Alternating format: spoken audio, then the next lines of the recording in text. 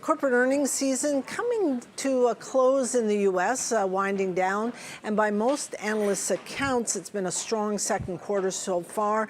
Of the S&P 500 companies that have reported, about 75% have topped earnings expectations. For outlook on the U.S. equity and Canadian equity markets and some stocks that you might want to watch this week, Diana Avigdor, Vice President and Portfolio Manager at Barometer Capital.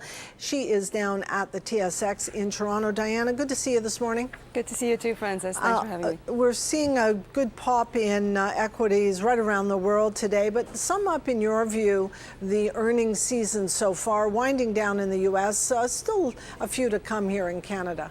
We have our banks starting to report, I think, in the next week or so. We've had the insurers report, and energy companies were a little bit mixed. It's still coming in. CNQ reported by some was a little light, but recovered quite nicely. And today we have a very nice energy space due to the Kinder Morgan news today. So I think in the U.S. Earnings have been much better than expected, both top line and margins, which is very encouraging to see. What is your desk saying this morning on the Kinder Morgan news as it might affect names like TransCanada or Enbridge? So originally, I think that people on the trading desks were focused on TRAP and Enbridge, that perhaps they were going to trade negatively. And as it's rallying throughout the day, there's some conversation, and I'm not sure I buy into that right away, but there's some conversation that with Kinder Morgan now doing what it's doing, that it may be on the consolidator path. And so some conversations that some of the TRAP perhaps is an acquisition target.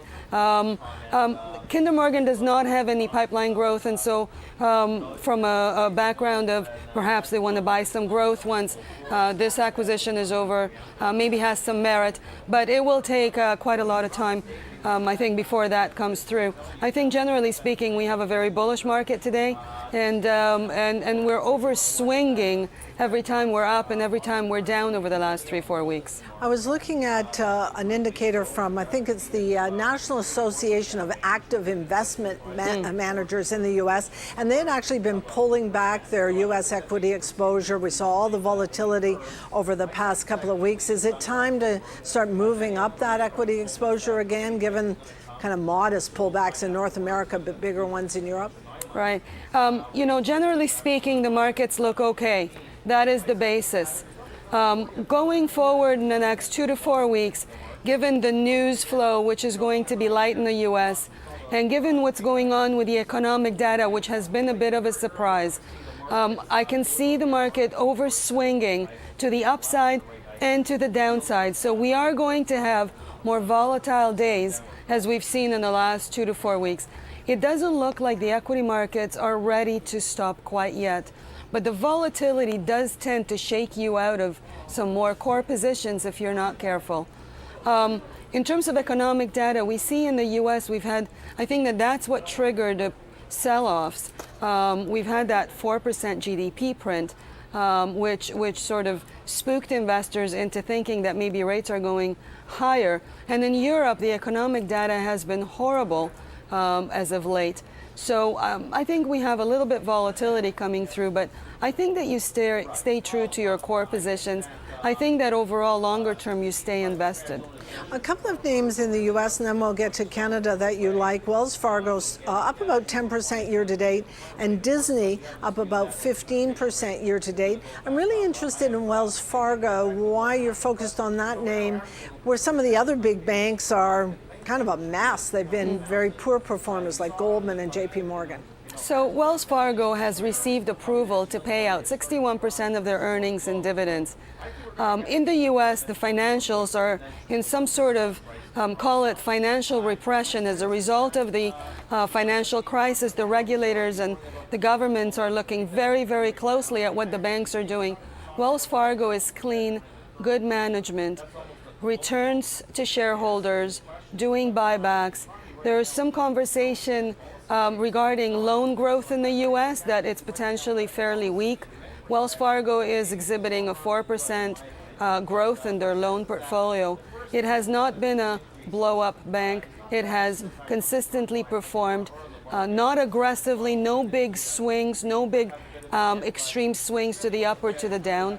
And so we're comfortable in that space, in that area. And in Canada, I understand you're comfortable with the auto parts names, Linamar, Magna. They've been big performers year to date, though.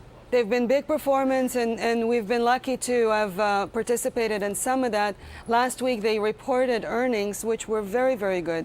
Linamar reported an 11% outperformance in the EPS, has a pipeline outlook you can see clearly all the way till 2018. You've had top-line growth. You had Skyjack growth of 20%.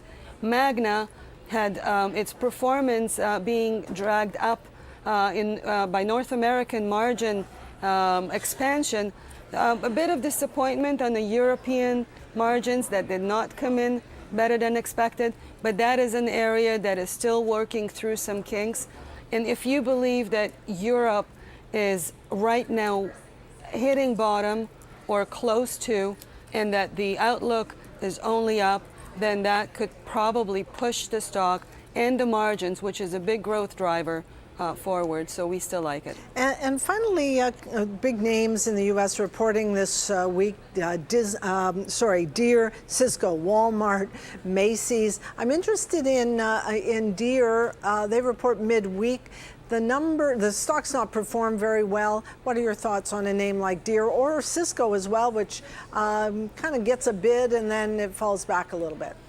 Large cap tech, I guess Cisco, old tech, it always has enough in it to sort of meet, and it's very important to the market what Chambers always says, as it is a proxy for big corporate America. Dear friends, to tell you the truth, I haven't looked at the numbers yet. We don't own it. There is some conversation out of Caterpillar, and there was some conversation out of Torex, which is a crane builder, that there was growth in that sector. From an economic macro point of view, the U.S. economy seems to be doing okay. I think Deere is well diversified globally too. So I don't have exact numbers at my fingertips, but I'm not hearing anything negative. And overall, constructive on equities for the next year? I know the next couple of months could bring us anything, but for the next year, constructive on equities? It looks okay. It looks very good. I think the biggest risk in North America is conflictingly too high growth. We are positioned in the stock market today for an equity market that is recovering slowly. Too high growth means interest rates going up higher. But Francis, if you look at the U.S. indices, so for example, the S&P is up about 4% in the Russell year to date, and the Russell is down about 2% year to date. 50% or a little less than 50% of earnings come out of Europe. You see that the U.S. economy, based on the Russell, because it's much more domestic, it's not overheating. What I'm implying is that when the GDP number came up at 4% and it spooked some investors thinking that the market was going up too much, too fast, the economy would overheat and rates would go up too fast, that's not entirely true. So that's a good thing that we're going slowly and tempered, 2 steps forward, 1 step back. August tends to be volatile also due to participants not really being in the market. So with the geopolitics swinging us 5 S&P points on every headline, I think we have a little bit volatility, but overall we're okay. Diana, thanks for joining us. Have a good week.